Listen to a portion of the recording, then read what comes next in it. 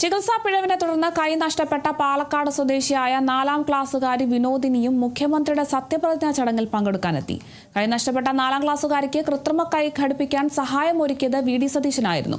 സാമ്പത്തികമായി പിന്നോക്കം നിന്നിരുന്ന പെൺകുട്ടിയുടെ കുടുംബത്തിന് വീട് വയ്ക്കാൻ സ്ഥലം കണ്ടെത്തി നൽകിയതും അദ്ദേഹത്തിന്റെ ഇടപെടലിലൂടെയാണ്. അമ്മയ്ക്കൊപ്പം സെൻട്രൽ സ്റ്റേഡിയത്തിലെത്തിയ കുഞ്ഞിനെ മുഖ്യമന്ത്രി വേദിയിലേക്ക് ക്ഷണിക്കുകയും ചേർത്ത് പിടിക്കുകയും ചെയ്തു.